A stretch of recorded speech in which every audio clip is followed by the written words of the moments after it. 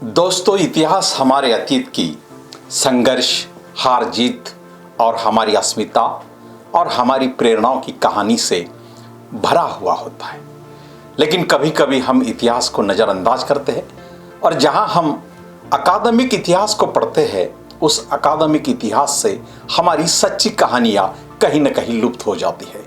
इसी मायने को लेकर या इसी समझ को लेकर हमारे अतीत को, हमारे संघर्ष को, हमारी विजय पराभव को और हमारी अस्मिता को और हमारे गौरव को समझने के लिए ऐसी ही कुछ कहानियां लेकर हम आप तक आने वाले हैं।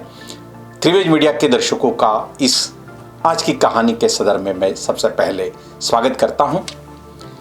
आज की कहानी जो है वो हिंदू मुस्लिम एकता को लेकर है। आज हमारे देश में हम देख रहे जगह जगह एक धर्म के आधार पर एक बांट दिया जा रहा है लोगों को। लेकिन हम अगर हमारे इतिहास के पन्नों को अगर देखें तो इतिहास के पन्नों से हमें एक विरासत मिलती है, एक प्रेरणा मिलती है, एक राह मिलती है। ऐसी एक कहानी जो हिंदू मुस्लिम एकता की कहानी को हमारे सामने बयां करती है। ये कहानी आजकल की नहीं है। लगभग हमारे देश पर ब्रिटिशों का राज था और ब्रिटिशों के राज होने के बावजूद ब्रिटिशों के खिलाफ पूरे देश का एक गुस्सा तो बिल्कुल चल पड़ा था।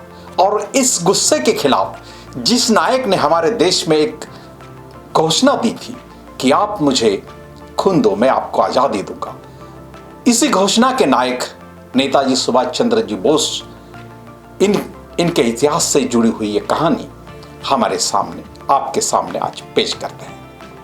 कहानी यूं शुरू होती है, लगभग दूसरे महायुद्ध का दौर है और हमें ज्ञात है कि दूसरे महायुद्ध के दौर में दुनिया दो हिस्सों में बढ़ गई थी, जिन्हें शत्रु राष्ट्र और मित्र राष्ट्र कहा जाता था। शत्रु राष्ट्र में इटली, जापान और जर्मनी ऐसे तीन राष्ट्र थे और बाकी दुनिया जो थी एक तरफ थी। लेकिन ऐसे में हमारे देश में अंग्रेजों का राज था।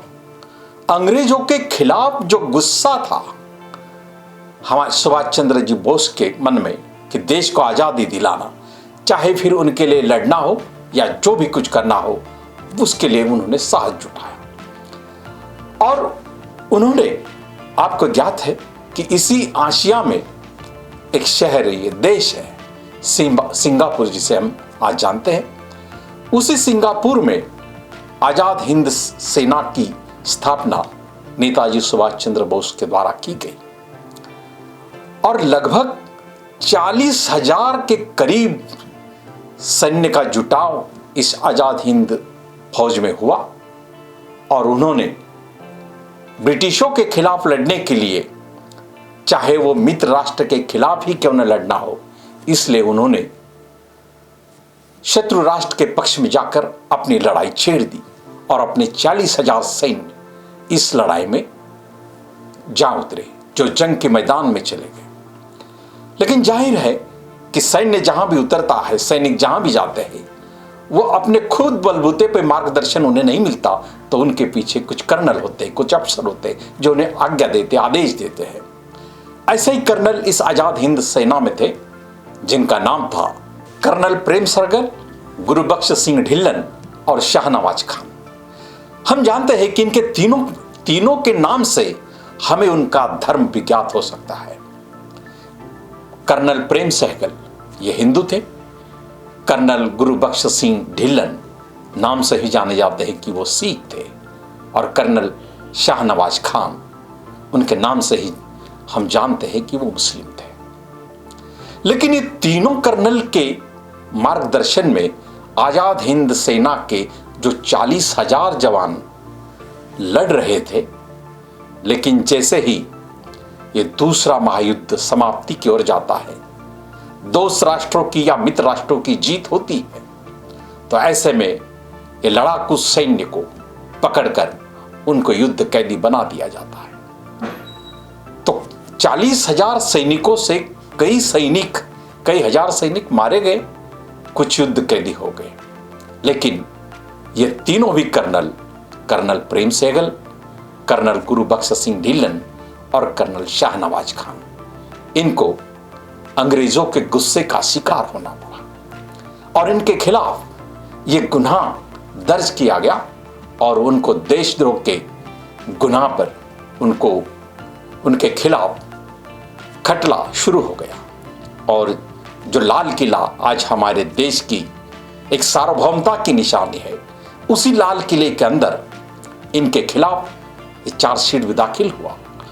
लेकिन इनकी लोकप्रियता, लोगों में इनके प्रति जो आस्था बढ़ी, उन आस्था को देखकर, उस आस्था को देखकर इस देश का आंदोलन, जो स्वतंत्रता आंदोलन चलाने वाली कांग्रेस थी, उनके नेता भी कुछ हद तक उन्होंने सोचा कि जनता का समर्थन इतने पैमाने पे जिनके पीछे है, उनको हम समझ लेना चाहिए, उनको जान भी लेना चाहिए।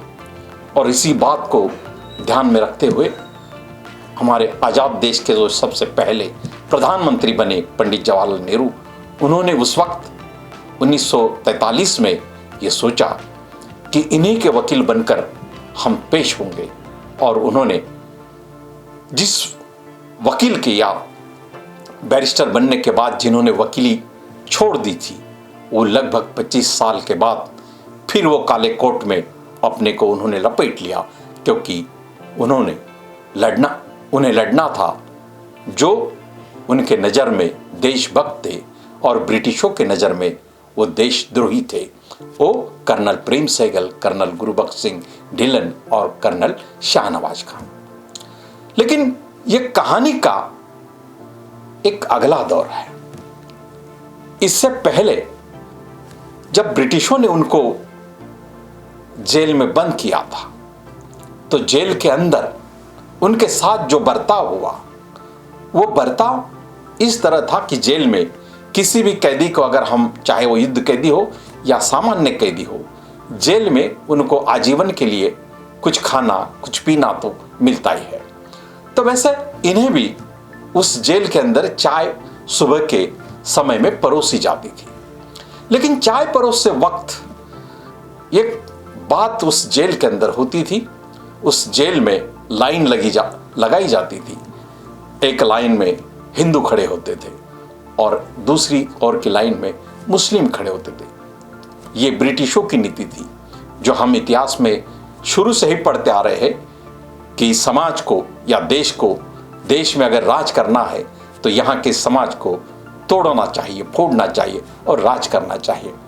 इसी संकल्पना को लेकर उन्होंने जेल के अंदर भी यही बात का अमल किया और इस बात पर हिंदू के लिए एक अलग चाय परोसी गई और मुस्लिम के लिए अलग चाय परोसी गई। और इस चाय को हिंदू चाय और मुस्लिम चाय के नाम से उन्होंने जाना। उन्होंने कहा, लेकिन आज़ाद हिंद सेना में जो काम कर चुके थे, वो सामाजिक और धार्मिक एकता उनमें इस तरह से बनी हुई थी कि वो एक राष्ट्र के घटक बन गए थे और इसलिए कोई जाति धर्म उनके लिए कोई मायना नहीं रख पाती। तो इसलिए कर्नल प्रेम सहगल, कर्नल गुरुबख्श सिंह ढिल्लन और कर्नल शाहनवाज खान के नेतृत्व में सारे सैनिक अपनी चाय अपने अपने प्यालों में लेकर अपने रूम में जाते थे, जहां उन्होंने एक बड़ा सा बर्तन वहां पे रखा हुआ था। सबकी चाय, जो हिंदू सैन्य को मिली है वो भी चाय और जो मुस्लिम सैन्य को मिली वो भी चाय, उस बर्तन में वो इकट्ठा करते थे और उसके बाद सब लोग अपने अपने बर्तन में वो चाय फिर से निकाल कर पीते थे। सामाजिक एकता का या धार्मिक एकता का या राष्ट्रीय एकता का ऐसा उदाहरण शायद ही कहीं मिले, लेकिन ये हमारे सामने पेश हो। तो ऐसे ही इन कप्तानों को जिन्होंने देश में सही मायने में राष्ट्रभक्ति और देशभक्ति और राष्ट्रीय एकता का परिचय दिया था, तो उनके लिए लड़ने के लिए खुद पंडित जवाहरलाल नेहरू अपने पुराने कोट को जो निकाल चुके थे वकील, उसको उन्होंने फिर से जामा पहनकर उनके साथ उनके लिए वो ब्रिटिशों के खिलाफ लड़े। और इस लड़ाई में उन्होंने जो जीत हासिल की वो तो एक मायना रखती है, लेकिन ये कौन है, ये लोग क्या करते हैं, तो इनको समझने के लिए इनको क्यों जनता से इतना समर्थन हासिल है, इस बात का जो आज तब देश में सबसे ज्यादा लोकप्रिय थे और देश के महात्मा बन चुके थे और उसके बाद जिन्हें राष्ट्रपिता भी कहा गया, ऐसे महात्मा गांधी ये तीनों कर्नलों तक जाते हैं और जानते हैं कि इनकी क्या हस्ती है कि लोग इन्हें इतना चाहते हैं, इनके लिए जान अपनी कुर्बान करने को भी तैयार है, इनके लिए जान छिड़कते हैं। तो इस उत्सुकता को लेकर खुद महात्मा गांधी जेल जाते हैं, उनसे मिलते हैं, और जब उनसे मिलने के बाद वो बाहर आते हैं, उनसे बात करते हैं, तो एक तरह से वो ब्रिटिशों के नज़रों में राजद्रोही थे, लेकिन वो कांग्रेस की नज़रों में भी वो कोई देशभक्त नहीं थे।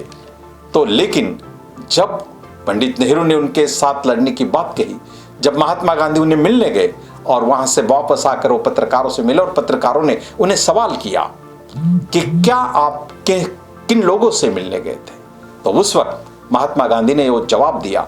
और इतना ही नहीं, तो इन तीनों कर्नल और आज़ाद हिंद सेना के फौजियों को बचाने के लिए कांग्रेस ने एक समिति का भी गठन किया था, जो तेज बहादुर सप्रू के नेतृत्व वाली ये समिति, जो इनको हर तरह से मदद करेगी, जो उनकी लड़ाई में, जो न्यायालयीन या न्यायिक लड़ाई में जो सही रहेगा या जो कुछ मदद उनको करना चाहिए, उस मदद को करने के लिए ये सब बातें हुई।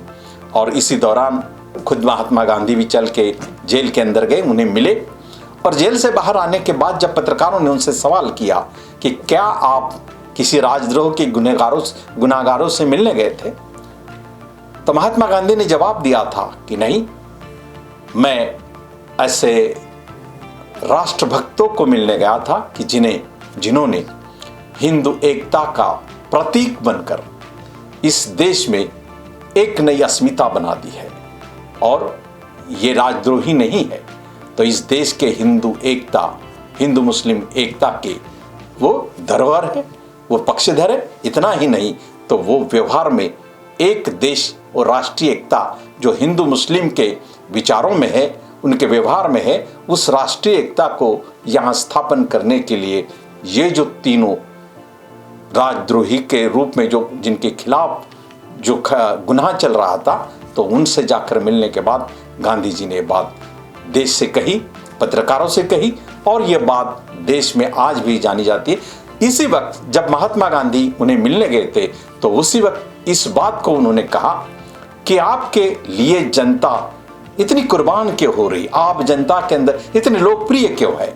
तो उन्होंने जवाब दिया था कि हम ब्रिटिशों की जो नीति है, यहाँ के समाज को तोड़ो फोड़ो राज करो, इसके खिलाफ हमने जेल में भी आंदोलन किया। और वो आंदोलन इस तरह का था कि जैसे ब्रिटिश उनको चाय देते थे, हिंदू चाय और मुस्लिम चाय, तो हम वो सब चाय लेकर सारे हिंदू और मुस्लिम सैनिक इकट्ठा होकर एक बर्तन में उस चाय को डालकर फिर उसको निकाल कर हम पीते थे। और यही बात हिंदू मुस्लिम एकता या धर्म के आधार पर हमें या इस देश को तोड़ नहीं सकती। इस तरह की जो बात उन्होंने महात्मा गांधी को कही, उन्होंने पत्रकारों से कही। और हम जानते हैं कि इतिहास के पन्नों में ये जो कहानी छिपी है, इस कहानी को हम अगर इतिहास के पन्नों से पढ़ने का हुनर अगर सीख ले, हम आज के दौर में जो हमारे सामाजिक और धार्मिक ध्रुवीकरण की जो गतिविधियां यहाँ की सांस्कृतिक संगठन संघ द्वारा और उनके राजनीतिक दलों द्वारा जो की जा रही है, उस पक्ष को हमें सही तौर पर और सही मायने में अगर समझना होगा, तो इतिहास के इन पन्नों में हमें झांकना होगा। इतिहास हमें केवल सबक और सीख नहीं देती, हमारा अतीत भी बताती है, हमारा गौरव भी बताती है, हमारा स्वाभिमान भी बताती है और हमारा संघर्ष भी बताती है। और इन्हीं चीज़ों को, इतिहास को देखने के लिए हमारे तरफ जो नज़र चाहिए, वो एक तरह से साक्षी भाव की नज़र, तटस्थता क्यों नहीं, इतिहास के तरफ हम इतिहास के दृष्टिकोण से देखें। इतिहास का मतलब होता है कि ऐसे ऐसे जो घटना घटी है उसको हम देखना चाहिए। एक परोक्ष रूप से, एक तटस्थ रूप से अगर हम देखेंगे, तो आज के दौर में जहाँ हिंदू मुस्लिम का जो भेदभाव हमारे देश में बढ़ता जा रहा है या पनपता जा रहा है, वो बढ़ने से रोका जाएगा। और ये बात इतिहास के पन्नों से ही हमें लेना होगी, जिसके संदर्भ में डॉक्टर बाबा साहब आम्बेडकर कहते थे कि जो लोग इतिहास भूल जाते हैं वो इतिहास बना नहीं सकते। इतिहास को बनाने के लिए हमें इतिहास जानना जरूरी है, और इतिहास के जानने से ही हम आगे, अगर पूरे राष्ट्र, पूरा देश और पूरा समाज अगर एक संग रहना है, आज के दौर में जहां दुनिया में हर जगह युद्ध और जंग छेड़ चुकी है, ऐसे दौर में अगर हमें इस देश को एक संघ और मजबूत राष्ट्र के रूप में अगर उभारना है, तो हमें ये धार्मिक ध्रुवीकरण और जातीय ध्रुवीकरण को रोककर इतिहास को सही मायने में समझकर हमारे देश को आगे बढ़ाने के लिए हमें कोशिश करनी होगी। ये कहानी कुछ क्षणों की है, कुछ बातों की है, लेकिन कहानी से कुछ सबक या सीख अगर आपको मिलती है, कुछ प्रेरणा मिलती है, या कुछ हमारा इतिहास एक गौरवान्वित इतिहास है, इसके संदर्भ में अगर कुछ आपको लगता है, तो जरूर हमारे इस वीडियो को देखें, लाइक करें, शेयर करें और आपकी प्रतिक्रिया जरूर हमारे इस कमेंट बॉक्स में भी दें। धन्यवाद। इस कहानी को आपके सामने प्रस्तुत किया। आप इन्हें अपने दोस्तों को, अपने रिश्तेदारों को इसको शेयर करें।